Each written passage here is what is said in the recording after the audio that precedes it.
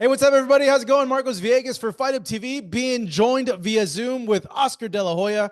Oscar, your man Vergil Ortiz got a big win over Israel Madrimov over the weekend on this Bivol versus Betebiev rematch. We'll go through the card, but just first, I want to talk to you about how you saw Vergil's fight and your reaction to it. Well, how I saw his fight was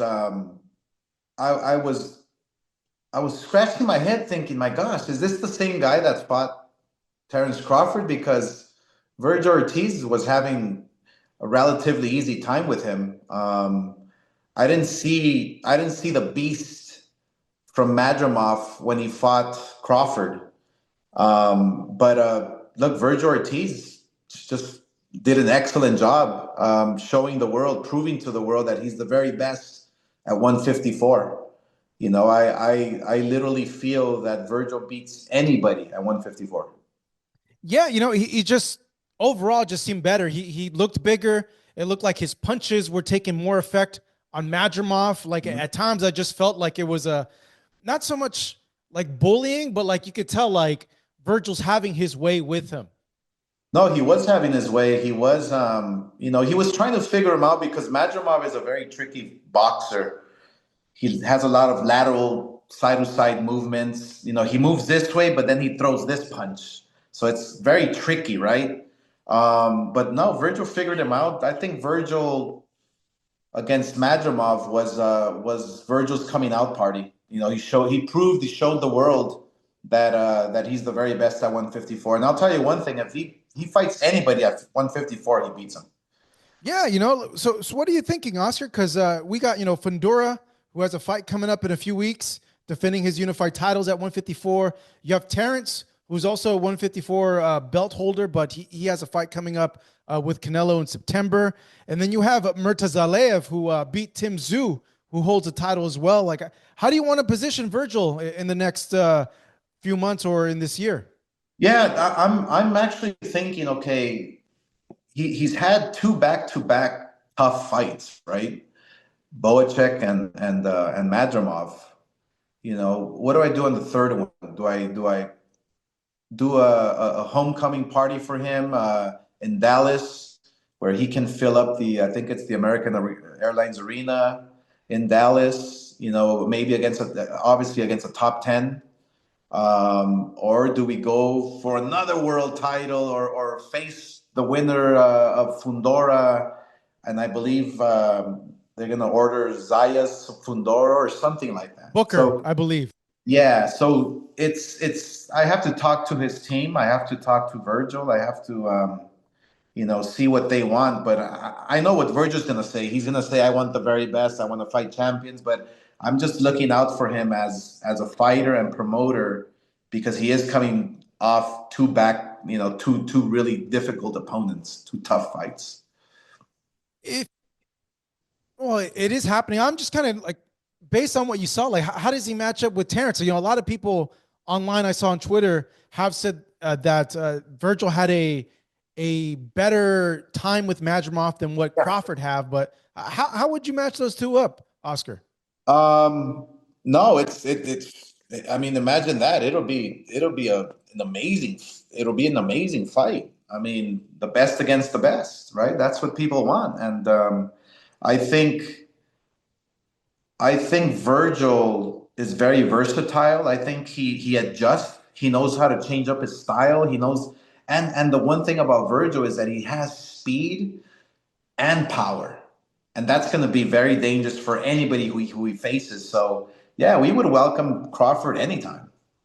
Yeah, I would imagine too. Fendora would be a damn that's a hell of a Yeah, fight that's too. another hell of a fight. Yeah. So, look, it's a matter. Look, and even Zaya's the Puerto Rican fighter who Top Rank is building up.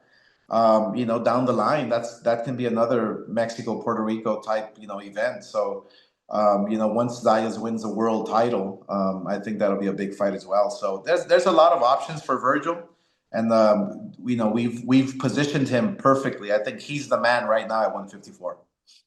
Oscar, the main event. What was your reaction to it, and what did you think overall? I had Bivol since the beginning. I think Bivol knew how to adjust and use his boxing skills and his footwork, his side-to-side movements. His combinations were ruthless.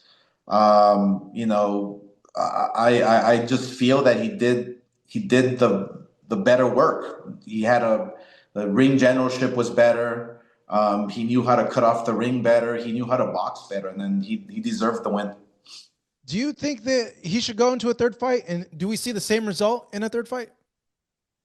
I mean, wow, back to back to back. That's very tough on the bodies. That's very tough on the minds. I don't care what era you're fighting in, whether it's the 1950s or the 60s where they fought 30 times a year, or you're fighting today. I mean, three fights back to back to back is tough on the body. So, I mean, it's up to them, right? I mean, they make up their decisions, but yeah, I would love to see a third, and why not? Would you favor Bivol in the third one? I was very concerned with I forgot his name. Betebiev? Yeah, with Betebiev. I'm sorry, I apologize. Betebiev, I was concerned right from the start because he was wearing two knee braces. Mm.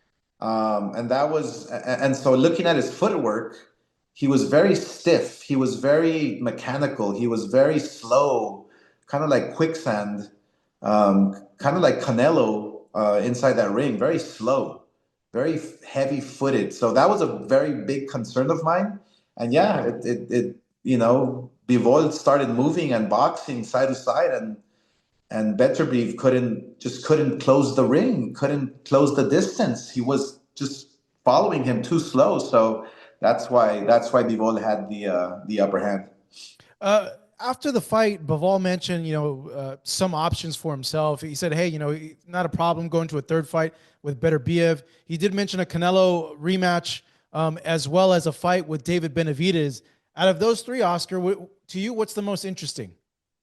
Wow. I think Benavidez is very interesting. I think that's a hell of a fight. Wow. I mean, if he's willing to do that, if he's willing to be great and fight Benavidez, my gosh, that would solidify, Bivol's, Hall of Fame career for sure. But look, yeah, he proves to the world that he's the best at 175. So, yeah, I think that's a hell of a fight. That would be a hell of a route to take. Would you favor him or Benavidez in that? Wow, that's a tough one. That's a tough one because I mean I would go with Benavidez because he's more active. He throws more punches. He has better footwork, obviously, than Betebiev. He's smarter up there. He knows how to think, knows how to adjust. Yeah, I would favor Benavidez. I saw a recent interview that Canelo did, and he was asked about the rematch, and he said, "Hey, I want that rematch. That loss still hurts. I wasn't 100%. He had hand issues and a knee issue. He would like to avenge that loss." Do we see the same result in your honest opinion, Oscar, or do you think 100% Canelo can beat a Bivol? Yeah, there's no way he beats Bivol. There's just no way. I mean, styles make fights, and as much as I would want to see a Mexican win inside that ring, a national hero, there's no way he beats Bivol. Mm. Oscar, Arnold Barboza went over to I'm drawing a blank. The UK, yeah, Manchester, yeah, to yes, Manchester. and got that big old win. Now it's Yeah, me. we're Se all, me yeah, va toda la we all onda. have a cloud in our head over Riyadh. Yeah. Yeah. Yeah, but he went over to Manchester, got a big win over Jack Catterall. I saw a clip of Eric Gomez FaceTiming Barboza with Tio. Yes. Are we going to see movement on that? Is that the next fight for Barboza? It should be. There's I think there's a lot of factors that come into play. When making that fight, I think that fight has been brewing forever. It's been brewing for a few years now, and Barboza has been waiting patiently. Look, I think Barboza is positioned correctly. I think that's the fight to make. Obviously now what's happening in the boxing landscape is it's going to be easy to make. So I really do think that that's the next fight for both guys. It should be. Barbosa has been working his way up the ranks. He's been waiting patiently. There's I don't know what reason there is from Teofimo, not wanting to fight Barbosa. I have no clue, but I think that's the fight to make. Is it something that you guys can pull off for that May card coming up? Yeah, I'm not really sure. We're actually discussing things with all parties, with the zone, with Turkey, and then see what exactly is gonna pan out. There's only so many dates. There's only so many fighters. Fights to make in the year's calendar. But I think that's the fight to make. Uh, in terms of Munguia, Oscar, is there an update on that? I know he has this fight on May 2nd, but after this fight, is he a free agent, or you guys still have like a part in Munguia? Yeah, we're still working with Munguia. Just not on the front lines, but we still work with Munguia, and I do want to sit down with Munguia and sit down with his team, Beltran, and obviously regroup and figure out his plans for the future. So yeah, but we still work with him. What do you think about him now going over and training with Eddie? Um, well, I think they'll have a rude awakening. Look, Mungia has changed trainers several times now because he's not happy. I just don't know what the difference is going to be with Eddie Reynoso.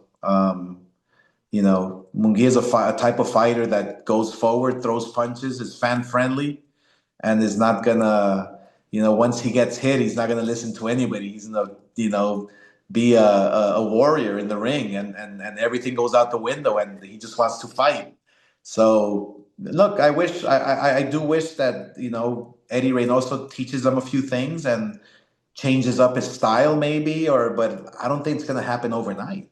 I mean, they can try, but I don't think it's going to happen overnight. I do think that I thought that Freddie Roach was a good trainer for him just because of styles. I don't know what happened there, but I think that Munguia obviously knows what he's doing, and Beltran knows what they're doing. So yeah, just gotta hope for the best. And my last one for you, Oscar, May 2nd, that is the plan for Ryan's return, right? Or is that potentially shifting on some other date in May? Yeah, no, look, Turkey and Riyadh season, and Dr. Rakan,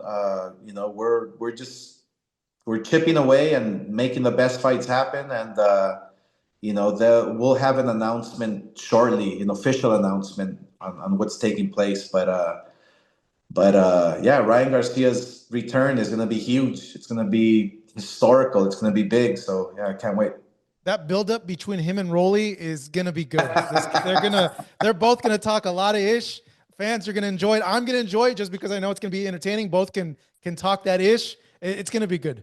It's going to be entertaining. It's the type of events that literally kind of lure in the younger demographic, new fans. People like it or hate it. People love Ryan. They love following him. They want to see his every move, and so I think this next fight is going to be the perfect opportunity. If you're not a fight fan, if you're not a boxing fan, you want to see this fight because it's going to be very entertaining. Yeah, Yeah, I'm looking very much forward to it. Hey, Oscar, appreciate the time as always. always, Thank brother. you. Big fights coming on the way for Golden Boy Barbosa, like you mentioned, bright future, as well as Vergil Ortiz. Oscar, great catching up with you. Thank you. Always, brother. Thank you.